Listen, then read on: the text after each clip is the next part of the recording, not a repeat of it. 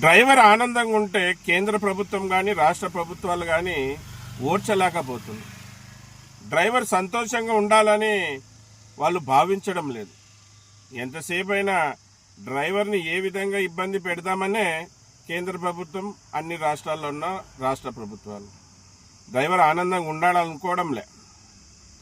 Driver ఈరోజు కాకుంటే రేపు, రేపు కాకుంటే ఎల్లుండి నాకు న్యాయం దొరుకుతుంది, నేను న్యాయబద్ధంగా నడిచేవాడిని, నాకు మంచి జరుగుతుందని డ్రైవర్ అనుకుంటాడు. కానీ డ్రైవర్కి ఎప్పుడు అన్యాయమే జరుగుతుంది. డ్రైవర్ని ఎవరు పట్టించుకోవడమే లేదు. డ్రైవర్ని పట్టించుకున్న పాపాన ఏ పార్టీలు కూడా లేవు. మళ్ళీ ఇవన్నీ ఎందుకు చెప్తున్నా అంటే, డ్రైవర్ అన్న మధ్యప్రదేశ్లో జబల్పూర్ హైకోర్టులో మన జడ్జి గారు ఒక తీర్పు ఇవ్వడం జరిగింది. మళ్ళీ బార్డర్ చెక్ పోస్టులన్నీ ఓపెన్ అవుతాయండి. నేను కూడా సోషల్ మీడియాలో చూశాను. మళ్ళీ ఈ బార్డర్ చెక్ పోస్టులు క్లోజ్ చేసేకి, బార్డర్ చెక్ పోస్టులు తీసేసేకి డ్రైవర్లు, భారతదేశంలో ఉన్న డ్రైవర్ యూనియన్ లీడర్లు ఎన్నో పోరాటాలు చేశారు.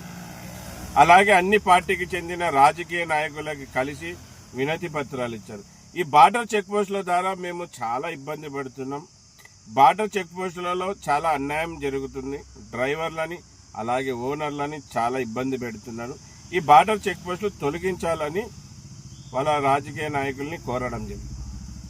మళ్ళీ రాజకీయ నాయకులు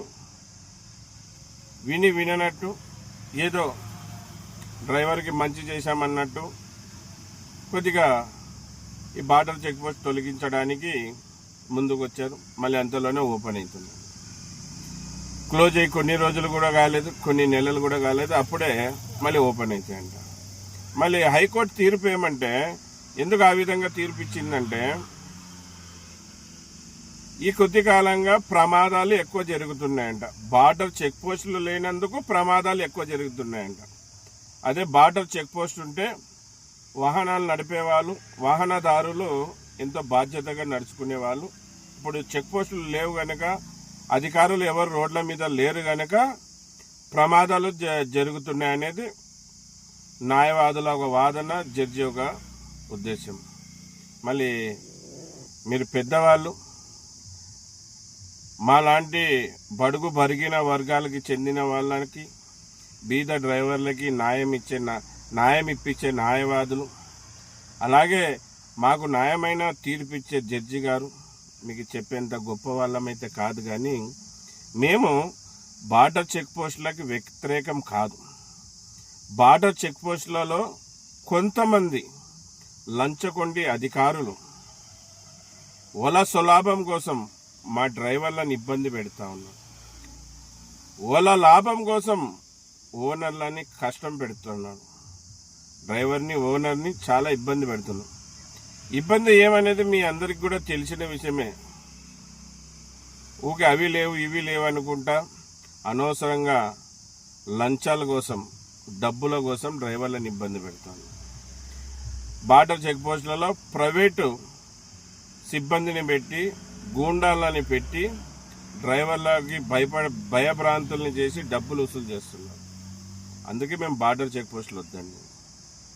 మళ్ళీ డ్రైవర్ అన్నలారా చూడండి, చూసి కొన్ని తెలుసుకోండి. మన గురించి ఈ రాష్ట్ర ప్రభుత్వాలు, కేంద్ర ప్రభుత్వాలు ఏ విధంగా ఉన్నాయి? వీళ్ళు మనకు న్యాయం చేస్తారా? వీళ్ళు మనం అడిగింది ఇస్తారా? అంటే ఎవరు కూడా డ్రైవర్ల మీద కొద్దిగంటే కొద్దిగా కూడా ఏ పార్టీకి చెందిన రాజకీయ నాయకులు కూడా చిత్తశుద్ధి అనేది లేదు. డ్రైవర్లు ఎవరైనా ఎలాగైనా నాశనం కానీ, డ్రైవర్లు ఎలాగైనా పోని, మనకేంటి అనే ఉద్దేశంతో అన్ని పార్టీకి చెందిన రాజకీయ నాయకులు ఉన్నారు. ఓన్లీ డ్రైవర్ అవసరం ఎప్పుడు వాళ్ళకి? ఎలక్షన్కి ముందు మాత్రమే.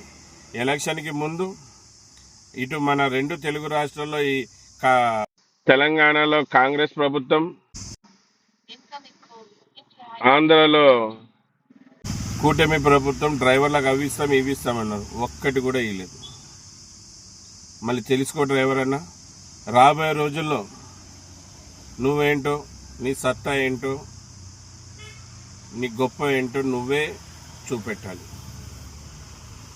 మనకిచ్చిన హక్కు రాజ్యాంగం ఓటుతో కొడితే అడ్రస్ లేకుండా పోవాలి.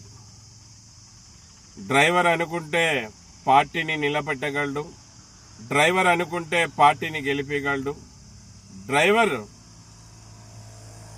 ఈ పార్టీలకు వ్యతిరేకమైతే ఆ పార్టీని కూల్చగలడనే విషయాన్ని కూడా నువ్వు చూపెట్టాలి.